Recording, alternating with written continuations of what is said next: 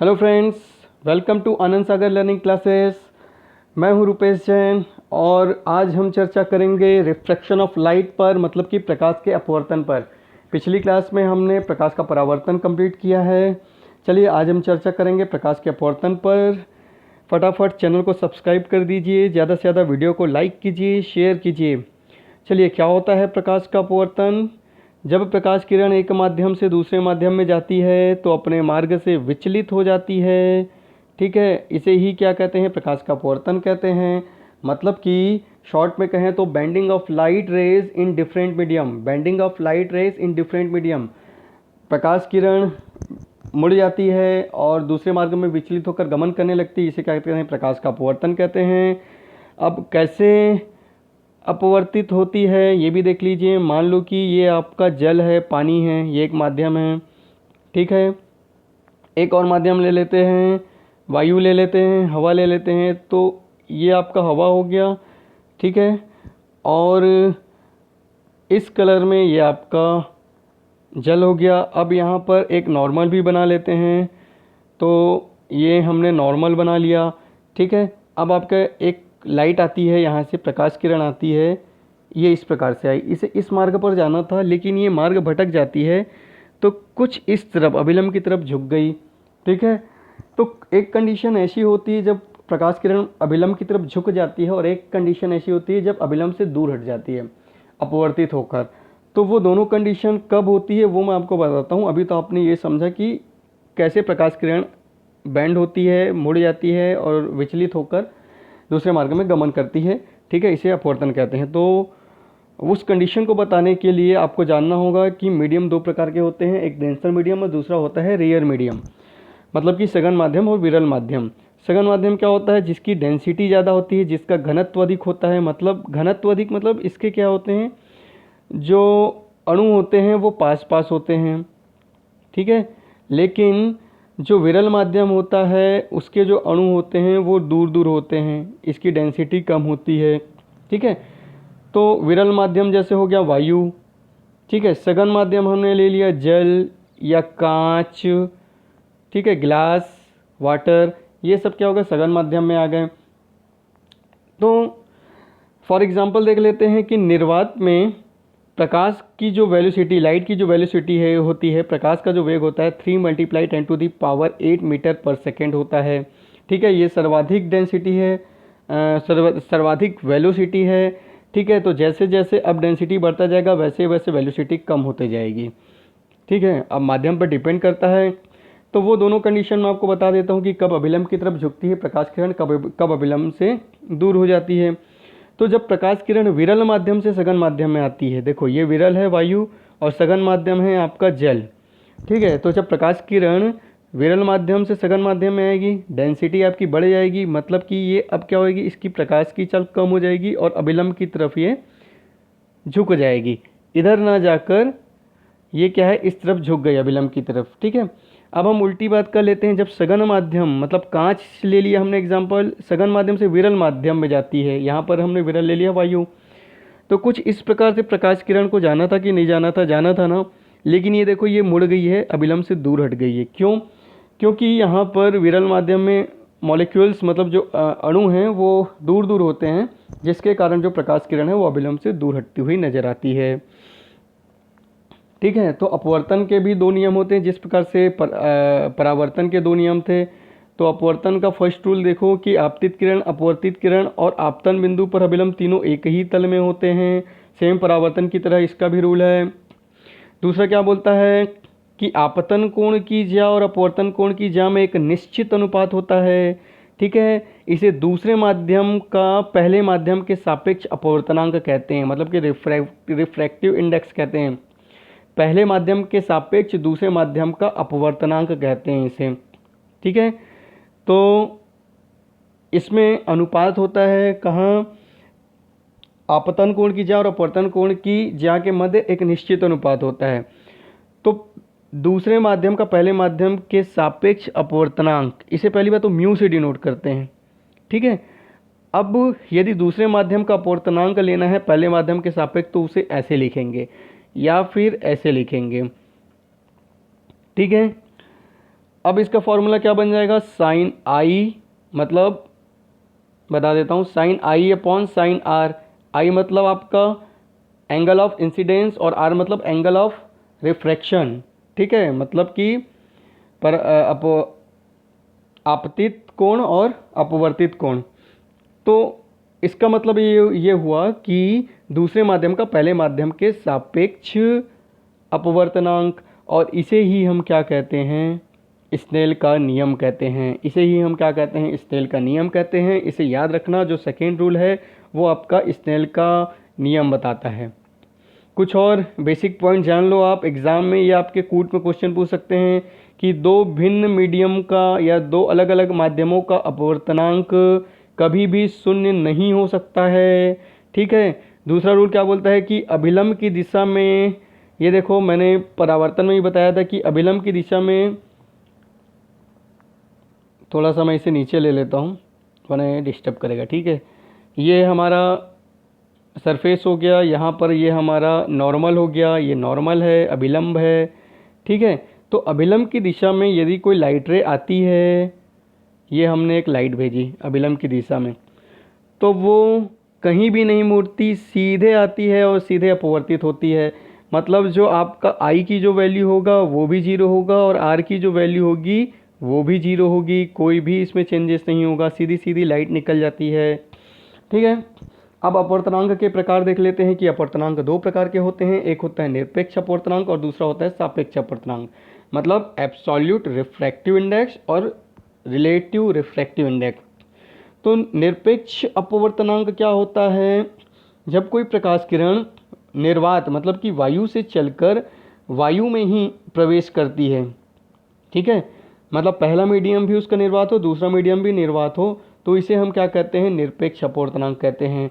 For example जैसे कि कांच का अपवर्तनांक 1.5 होता है, ग्लास का जो अपवर्तनांक होता है वो 1.5 होता है।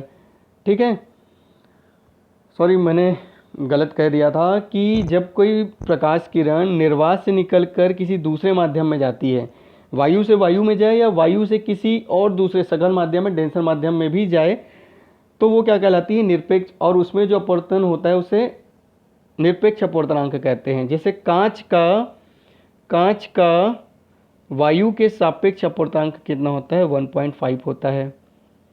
ठीक है, 1.5 होता है। उसी प्रकार वायु का वायु के सापेक्ष जो अपवर्तनांक होता है वो क्या होता है, 1 होता है। लगभग 1.0003 होता है, जिसे हम 1 मान के चलते हैं। ठीक है, सापेक्ष अपवर्तनांक क्या होता है, जब प्रकाश किरण एक माध्यम से दूसरे माध्यम में प्रवेश करती है। यहाँ पर आपको निर्वात नहीं लेना है, एक माध्यम से दूसरे माध्यम में जाती है तो उसे हम अपवर्तनांक कहते हैं। जैसे कि ग्लास का मतलब कि कांच का जल के सापेक्ष अपवर्तनांक, तो हम इसे कैसे लिखेंगे, ग्लास का जल के सापेक्ष अपवर्तनांक, ग्लास का जल के सापेक्ष अपवर्तनांक, इसे इस प्रकार से लिखेंगे। ठीक है, अब वो कितना होता है वो सब मैं आपको आगे बताने वाला हूँ सब कुछ। अभी आप देख लेते हैं, सबसे पहले हमको यदि अपवर्तनांक निकालना है, मैं आपको अपवर्तनांक निकालना सिखाऊंगा, रटना नहीं सिखाऊंगा, कैसे आप निकाल सकते हो वो बताऊंगा। लेकिन उसके लिए आपको जानना पड़ेगा कि वेलोसिटी इन तीनों की कितनी होती है, वायु की कितनी होती है, पानी की कितनी होती है और कांच की कितनी होती है। तो चलो हम वेग जान लेते हैं, वेलोसिटी जान लेते हैं। हवा में जो प्रकाश की वेलोसिटी है वो 3 × 10⁸ मीटर पर सेकेंड होती है। ठीक है, वायु की जो वेलोसिटी होती है वो 3 × 10⁸ मीटर पर सेकेंड होती है। दूसरा देख लेते हैं कि पानी में प्रकाश की वेलोसिटी कितनी होती है, 2.25 × 10⁸ मीटर पर सेकेंड होती है। ठीक है, और जो कांच है उसमें प्रकाश की जो चाल होती है वो 2 × 10⁸ मीटर पर सेकेंड होती है। मतलब यहाँ पर वायु की जो वेग है, वायु में प्रकाश की चाल सर्वाधिक होती है, उसके बाद पानी में, उसके बाद कांच में। क्लियर है, अब इन्हीं 3 चीज़ों को याद रखना। ठीक है, प्रकाश की चाल वायु में, पानी में और कांच में, इसके थ्रू हम क्या निकालेंगे, अपवर्तनांक निकालेंगे। ठीक है, अब सबसे पहले तो ये भी देख लो कि रिलेशन देख लो कि रिफ्रैक्टिव इंडेक्स जैसे जैसे प्रकाशीय घनत्व मतलब कि ऑप्टिकल डेंसिटी बढ़ेगी, आपका रिफ्रैक्शन मतलब कि अपवर्तनांक भी बढ़ेगा, और चूंकि अपवर्तनांक बढ़ेगा तो आपकी स्पीड, लाइट की स्पीड कम होती जाएगी। उसी प्रकार यदि आपकी ऑप्टिकल डेंसिटी कम होगी तो अपवर्तनांक भी कम होगा और प्रकाश की चाल बढ़ जाएगी। कहने का आशय ये है कि जो अपवर्तनांक होता है, रिफ्लेक्शन जो होता है, वो वेलोसिटी के प्रोपोर्शनल होता है। ठीक है, तो इसे हम क्या कह सकते हैं, μ1, यहाँ से एक फॉर्मूला बनता है μ1 upon μ2 is equal to v2 upon v1। ये चेंज हो जाता है, μ1 upon μ2 is equal to v2 upon v1। v मतलब वेलोसिटी हो गया, μ मतलब रिफ्रैक्शन हो गया। ठीक है, चलिए मैंने ये पेज ब्लैंक इसलिए छोड़ा है क्योंकि मैं अब आपको कुछ इम्पॉर्टेंट रिफ्रैक्शन बताने वाला हूँ। ठीक है, तो सबसे पहले जानिए कि जो हवा है, हवा के सापेक्ष, वायु के सापेक्ष जो अपवर्तनांक होता है वो क्या होता है, 1.0003 मतलब कि 1 ही होता है। ठीक है, कितना होता है, 1.0003 मतलब कि 1 होता है अप्रॉक्सीमेट, उसे हम अप्रॉक्सीमेट 1 मानते हैं। अब देखो मैंने आपको बताया था कि जो एयर की जो वेलोसिटी होती है वो कितनी होती है, मैंने आपको बताया था 3 × 10⁸ मीटर पर सेकेंड होती है कि नहीं होती है, होती है ना। और दूसरा मैंने आपको बताया था कि जो ग्लास है उसकी जो वेलोसिटी होती है ना वो 2 × 10⁸ मीटर पर सेकेंड इतनी होती है कि नहीं होती है ना। अब मैं आपको बता देता हूँ कि ग्लास का एयर के सापेक्ष अपवर्तनांक आप कैसे निकालोगे, है ना। वेलोसिटी जस्ट अपोजिट डायरेक्शन में रहेगी, तो आपको निकालना है ग्लास का अपवर्तनांक एयर के सापेक्ष। ठीक है, तो ऊपर में किसकी वेलोसिटी लिखोगे आप, हवा की लिखोगे, वायु की लिखोगे, तो 3 × 10⁸ मीटर पर सेकेंड अपॉन 2 × 10⁸ मीटर पर सेकेंड। तो 10⁸ कैंसल, 3/2 मतलब कि 1.5 होता है। ठीक है, तो ग्लास का एयर के सापेक्ष जो अपवर्तनांक होता है वो कितना होता है, 1.5 मीटर पर सेकेंड। क्लियर है फ्रेंड्स। चलिए अब इसके बाद देख लेते हैं कि आपको मैं बता दूं कि पानी का अपवर्तनांक एयर के सापेक्ष कितना होता है। तो पानी का जो अपवर्तनांक है, मतलब कि पानी का जो अपवर्तनांक है, इसे आप कैसे लिखोगे, सबसे पहले ऊपर में पानी का अपवर्तनांक और नीचे में किसका, एयर का अपवर्तनांक, लेकिन वेलोसिटी अपोजिट हो जाएगी, वी ऊपर आ जाएगा, वी डब्ल्यू नीचे चले जाएगा, मतलब वाटर की वेलोसिटी नीचे चली जाएगी। अब वैल्यू पुट कर दो, एयर की कितनी होती है 3 × 10⁸ मीटर पर सेकेंड, और वाटर की कितनी होती है 2.25 × 10⁸ मीटर पर सेकेंड। ठीक है, तो इसकी वैल्यू कितनी आएगी 4/3। या तो 4/3 आप फ्रैक्शन में ले लो, या तो इसे आप पॉइंट में लोगे तो 1 इसे मैं क्लियर कर देता हूँ या चेंज कर देता हूँ कलर, 1.33 मीटर पर सेकेंड। ठीक है फ्रेंड्स। चलिए अब मैं आपको बताता हूँ हीरे का अपवर्तनांक वायु के सापेक्ष। अब वायु के सापेक्ष आप हीरे का अपवर्तनांक निकालो, तो कुछ ऐसे लिखेंगे आप, डायमंड। ठीक है, कैपिटल ले लो, कैपिटल डी, एक बार फिर से ले लेता हूँ मैं। ठीक है, इस प्रकार से ले लो आप, तो वेलोसिटी जस्ट अपोजिट हो जाएगी, तो ऊपर में किसकी आ जाएगी, एयर की आ जाएगी, मतलब 3 × 10⁸ मीटर पर सेकेंड होगी, नहीं होगी, होगी ना। नीचे में क्या आ जाएगा, डायमंड की वेलोसिटी कितनी होती है 1.24 × 10⁸ मीटर पर सेकेंड, ये दोनों कैंसिल हो गए, 3/1.24 आया, मतलब कि इसकी जो डेंसिटी आ जाएगी, है ना, डायमंड की जो डेंसिटी आ जाएगी 2.42 मीटर पर सेकेंड आ जाएगी। इसको भी याद रख लेना। ठीक है, अब रिलेटिव देख लेते हैं, ठीक है। मतलब अभी तक हमारा जो एक मीडियम था वो एक, ये हमारा निरपेक्ष अपवर्तनांक था। अब सापेक्ष देख लेते हैं, ठीक है। सापेक्ष देख लेते हैं तो हम निकाल लेते हैं ग्लास का अपवर्तनांक वाटर के सापेक्ष, पानी के सापेक्ष ग्लास का अपवर्तनांक निकाल लेते हैं, ठीक है। तो जो वेलोसिटी आ जाएगी ऊपर में किसकी आएगी, पानी की आएगी, 2.25 मल्टीप्लाई 10⁸ मीटर पर सेकेंड अपॉन नीचे में आ जाएगी ग्लास की 2 मल्टीप्लाई 10⁸ मीटर पर सेकेंड, ठीक है। तो इस प्रकार से आप इसको सॉल्व कर लेंगे तो जितना भी मीटर पर सेकेंड आपका आंसर आएगा उसे आप कैलकुलेट कर लेना। उसी प्रकार आप पानी का अपवर्तनांक हीरे के सापेक्ष निकालोगे तो कैसे निकालोगे, पानी का हीरे के सापेक्ष निकालोगे तो कैसे निकालोगे।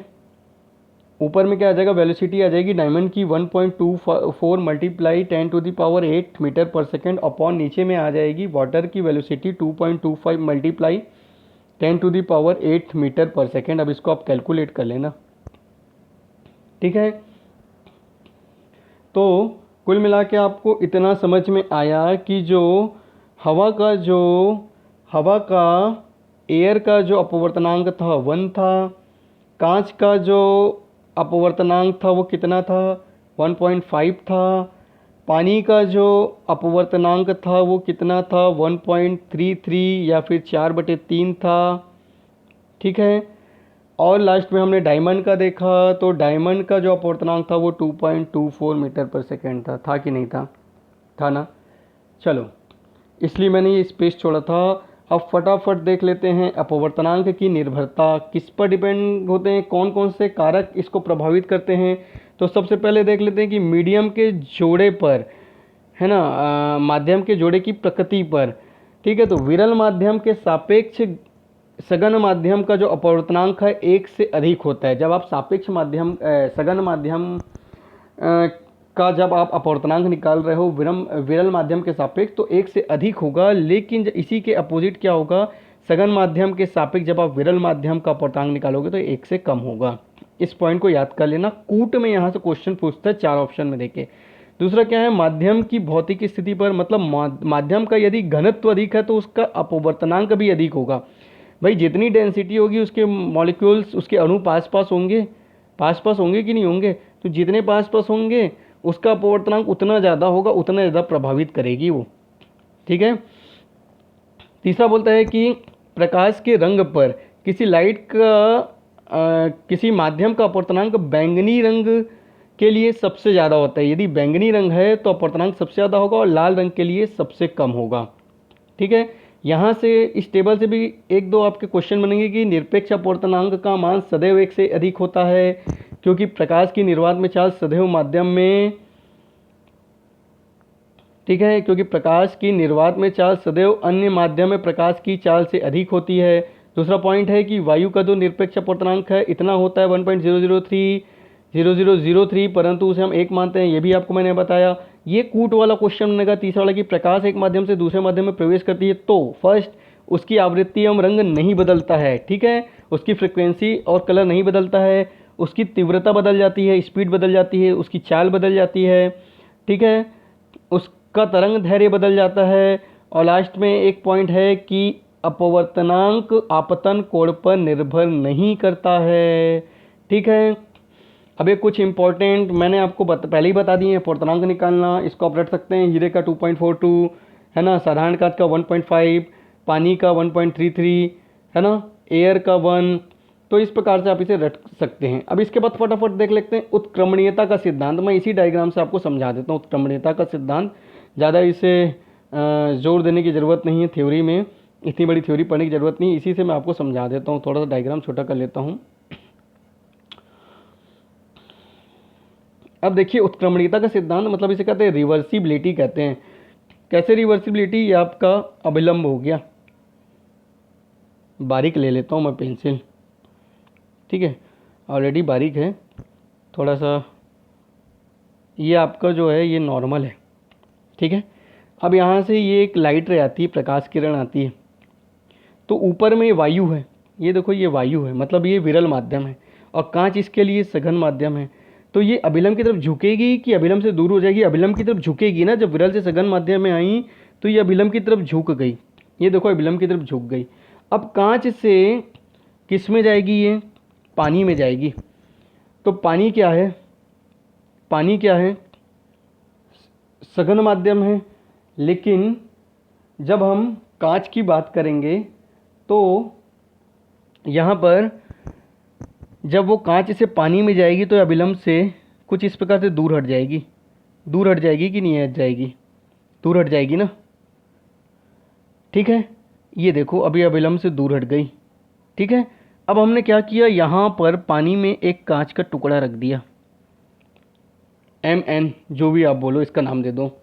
तो ये इससे परावर्तित होगी कि नहीं होगी? परावर्तित होगी ना, वापस उसी दिशा में जाएगी ना, वापस उस दिशा में जाएगी। तो अब किस प्रकार से व्यवहार करेगी? अब देखो ये सघन माध्यम से विरल माध्यम में जाएगी तो फर्स्ट टाइम जाएगी। ये देखो ये जो पानी है वो विरल माध्यम है, जो कांच है वो सघन माध्यम है। तो ये अब अभिलंब की तरफ झुक गई है। झुकी कि नहीं झुकी? झुक गई ना, उल्टा हो गया ना। जब कांच से पानी में आई तो अभिलंब से दूर हो गई थी, लेकिन अब जब पानी से कांच में जा रही है तो अभिलंब की तरफ झुक गई है। अब देखना जब ये कांच से वायु में जाएगी तो अभिलंब से दूर हट गई। मतलब बिल्कुल अपोजिट केस हुआ। जब पहली बार ये नीचे की तरफ गई थी तो अपोजिट केस था, और जब वापस आई है तो अपोजिट केस है। तो इसे ही हम कहते हैं प्रिंसिपल ऑफ रिवर्सिबिलिटी, ठीक है। तो यही था आपका principle of reversibility. For example, यदि हवा के सापेक्ष कांच का जो अपवर्तनांक है यदि 3/2 है, तो कांच के सापेक्ष हवा का अपवर्तनांक, कांच के सापेक्ष हवा का जो अपवर्तनांक हो जाएगा जस्ट अपोजिट 2/3 हो जाएगा। क्लियर है फ्रेंड्स? ये जस्ट रिवर्सिबिलिटी का सिद्धांत है, ठीक है, उत्क्रमणीयता का सिद्धांत है, ठीक है। यहाँ से अब आप देखो कि विभिन्न माध्यमों में प्रकाश का जो अपवर्तन है, यहाँ से तो वैसे क्वेश्चन नहीं बनता है, सीधे सीधे इसका फॉर्मूला देख लो कि वाटर का वायु के सापेक्ष अपवर्तनांक मल्टीप्लाई कांच का वाटर के सापेक्ष अपवर्तनांक मल्टीप्लाई वायु का ग्लास के सापेक्ष अपवर्तनांक इज इक्वल टू 1 होगा। कैसे होगा ये भी समझ, देखो क्लास हालांकि बहुत लंबी हो रही है लेकिन फिर भी आपको मैं फटाफट इस डायग्राम से बता देता हूँ। फर्स्ट टाइम देखो कि जब वायु से जल में जब आपकी लाइट जा रही है, ठीक है, तो आपका जो आपतन कोण है वो कितना है? I1 है, और जो अपवर्तन कोण है वो आपका R1 है। लेकिन जब आपका जल से कांच में जा रहा है यही प्रकाश, तो यहाँ पर आपका आपतन कोण R1 हो जाएगा और अपवर्तन कोण R2 हो जाएगा। सेम इसी केस में जब कांच से आप वायु में जाओगे तो आपतन कोण R2 हो जाएगा और अपवर्तन कोण R3 हो जाएगा। फिर लास्ट में बस इसी को हमने मल्टीप्लाई कर दिया इक्वेशन 1 2 3 बना के, लास्ट में ये कैंसिल हो जाएगा R1 से R2 से, तो लास्ट में हमारे पास बनेगा इक्वल टू 1, ठीक है। इसका आप स्क्रीनशॉट ले सकते हैं, ठीक है। यहाँ से क्वेश्चन बनते नहीं है लेकिन मैंने आपको फिर भी समझा दिया है। चलिए, अपवर्तनांक का एक और इम्पॉर्टेंट रूल होता है कि वास्तविक गहराई बटे आभासी गहराई। इस रूल को याद कर लेना। इसके पीछे कॉन्सेप्ट जो है कैसे होता है इसे समझाने की ज़रूरत नहीं, सिर्फ इस रूल को याद कर लेना। इसलिए मैंने डायरेक्ट इसमें क्या है ना, रूल को आपको समझा दिया। Capital H upon small h मतलब कि वास्तविक गहराई बटे आभासी गहराई, ठीक है, real depth upon imaginary depth. अब देखो अपवर्तन के दैनिक जीवन में उदाहरण देख लेते हैं फटाफट। सबसे पहला उदाहरण ये एग्जाम में पूछता है, तारों का टिमटिमाना किसका उदाहरण है? परावर्तन का, प्रकाश का परावर्तन का, प्रकाश का अपवर्तन का, पूर्ण परावर्तन का, क्रांतिक कोण का।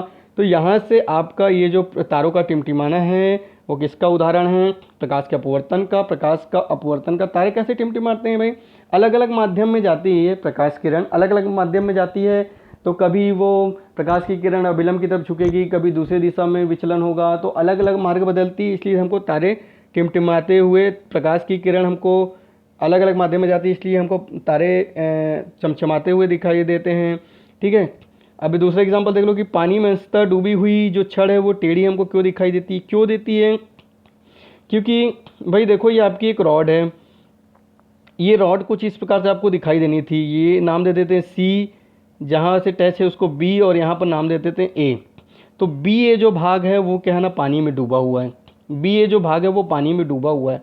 अब यहाँ पर ये आपकी आँख है, वहाँ से आपको क्या है वो हिस्सा दिखाई नहीं देना था। लेकिन जब क्या होता है, जब प्रकाश किरण क्या हो रहा है कि देखो ये क्या है, विरल माध्यम से सघन माध्यम में अभी प्रकाश किरण आई, लेकिन जब वापस जाएगी तो सघन माध्यम से विरल माध्यम में प्रकाश जाएगी कि नहीं जाएगी, जाएगी कि नहीं जाएगी, सघन माध्यम से विरल माध्यम में, मतलब कि अभिलंब से दूर हट जाएगी, ये अभिलंब से दूर हट जाएगी, ये अभिलंब से दूर हट गई, मतलब पहले ऐसे जाना था तो अब ऐसे जाएगी। इसलिए क्या होगा कि हमको ये जो रॉड है वो कुछ ऊपर दिखाई, मतलब टेढ़ी दिखाई देती है हमको। ठीक है, सेम इसका एक एग्जांपल है सिक्का वाला, कि देखो हमने आई को सेट कर लिया। ये देखो एक पानी का पात्र है जिसमें सिक्का ये यहाँ पर है। अब ये हमारी आँख है, यहाँ पर आँख है, मतलब हमको यहाँ से ही क्या सिक्का दिखाई देगा, यहाँ से और इसके ऊपर से, लेकिन इसके नीचे से हमको सिक्का दिखाई नहीं देगा। लेकिन जब इसमें पानी भर दिया जाए तो हमको क्या है, सिक्का यहाँ ऊपर में दिखाई देता है। आँख नीचे होने पर भी, इससे नीचे भी आँख रहेगी ना यहाँ पर भी, तो भी हमको सिक्का दिखाई देगा। क्यों देगा, क्योंकि जब प्रकाश किरण वापस जाएगी सघन माध्यम से विरल माध्यम में, तो ये ऐसे ना जाकर आँख की तरफ जाएगी। ठीक है, तो आँख नीचे भी रहेगी तो हमको सिक्का ऊपर उठा हुआ दिखाई देगा।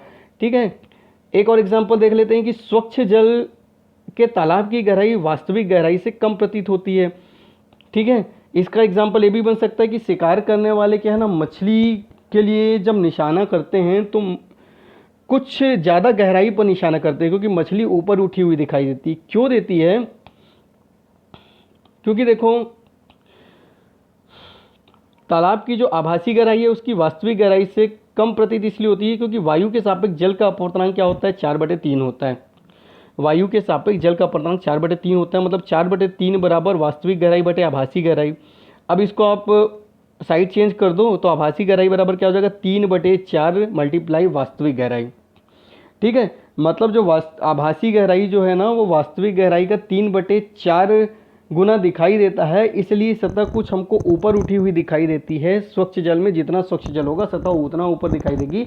इसलिए मछली भी हमको क्या है, कुछ ऊपर दिखाई देती है, नीचे होती वास्तविकता में नीचे, लेकिन हमको कुछ ऊपर दिखाई देती है। इसलिए जो शिकार करने वाले रहते हैं ना वो कुछ ज़्यादा गहराई पर निशाना लगाते हैं। तो इस प्रकार से फ्रेंड रिफ्लेक्शन ऑफ लाइट का हमारा फर्स्ट पार्ट आज कंप्लीट होता है। कल से हम स्टार्ट करेंगे क्रांतिक कोण और प्रकाश का पूर्ण परावर्तन। उसके बाद हमारा रिफ्लेक्शन ऑफ लाइट का चैप्टर कंप्लीट हो जाएगा। तो आज के लिए इतना ही, अगली क्लास तक के लिए हैव अ नाइस डे।